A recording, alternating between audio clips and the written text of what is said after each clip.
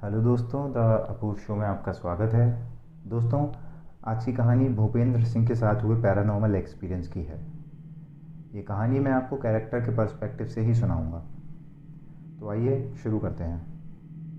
मेरा नाम भूपेंद्र सिंह है और मेरी उम्र 62 साल है। मैं एक कपड़ों की मिल का मालिक हूँ। साथ ही मेरे 4 कपड़ों के नामी शोरूम भी हैं। ये मिल मेरे पिताजी की थी। मेरे पिताजी की कुल 2 मिल थीं और इन दोनों मिल के सिवा हमारा एक 13 कमरे का बंगला भी था, जिसमें हम लोग रहा करते थे। नौकर चाकर की सुविधा से भरपूर मेरे घर में हम 9 लोग रहते थे। मेरे बाबा, मेरी दादी, मेरे मम्मी, मेरे पापा, मैं, मेरी छोटी बहन, मेरे ताऊ ताई और उनका बेटा यानी कि मेरा बड़ा भाई। सब अच्छा चल रहा था। हम सब हंसी खुशी से रह रहे थे और हमारा कारोबार भी इतना अच्छा चल रहा था कि हम 9 जनों का परिवार आराम से रह लेता था। बंगले के भी सारे खर्च के बाद अच्छा खासा पैसा बच जाया करता था।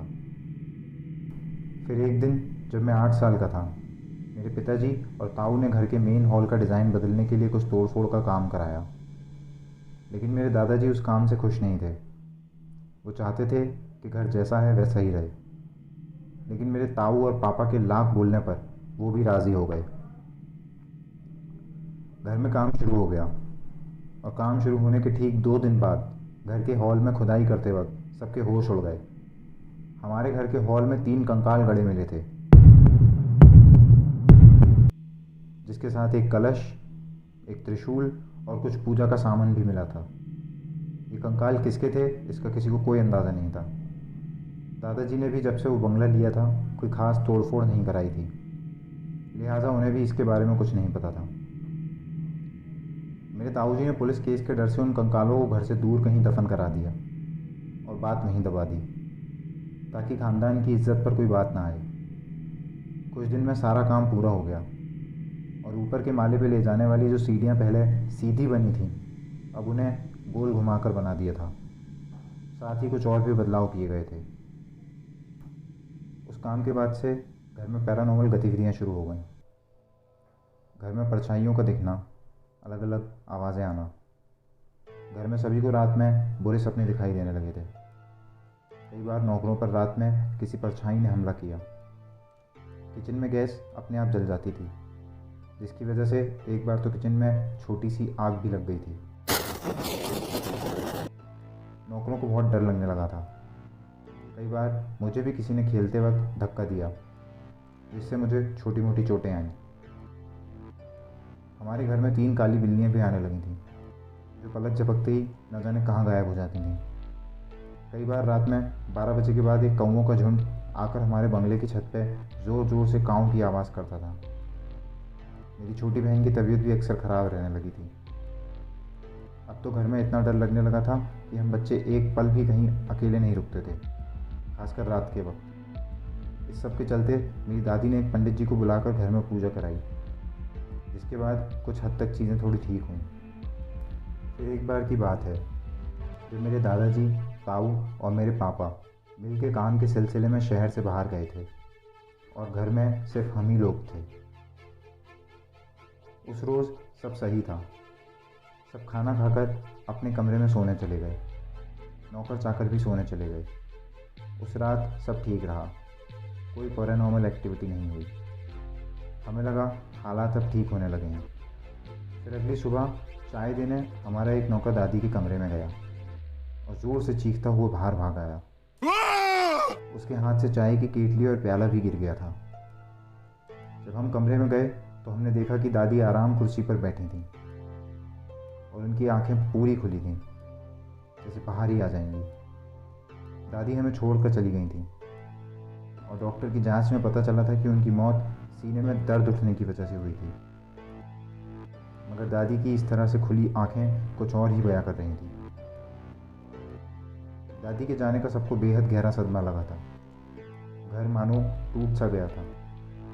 दादी के जाने के 6 महीने बाद तक भी हम सब पूरी तरह ठीक नहीं हो पाए थे। ऊपर से समय समय पर हो रही पैरानॉर्मल घटना के चलते घर में अक्सर पूजा पाठ होती रहती थी।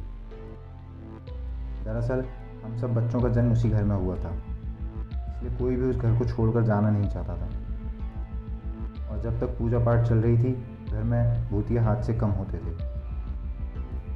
फिर एक रात जब मैं करीब 3 बजे उठकर बाथरूम गया था तो मुझे हॉल से कुछ आवाज़ आई। मैं अकेला बाहर जाने में डर रहा था। हम तीनों भाई बहन साथ एक ही कमरे में सोते थे। तो मैंने अपने भैया और छोटी बहन को जगा कर कहा कि भैया हॉल से कुछ आवाज़ आ रही है। मेरा बड़ा भाई हम दोनों का हाथ पकड़ के हॉल में गया और जो हमने हॉल में देखा वो देखकर हम बेहद ज़ोर से चीखते हुए अपने मम्मी पापा के कमरे में गए और ज़ोर ज़ोर से रोने लगे। जब उनने हमसे पूछा कि क्या बात है तो हमने उन्हें रोते हुए ही हॉल में जाने को कहा। दरअसल हॉल के बीचों बीच ऊपर के माले से एक नौकर की लाश लटक रही थी। उसके गले में रस्सी का फंदा था जो ठीक ऊपर दीवार के झूमर के हुक में फंसा था। ये बात बहुत अजीब थी क्योंकि उस हुक में रस्सी बांध पाना अकेले इंसान का काम नहीं था।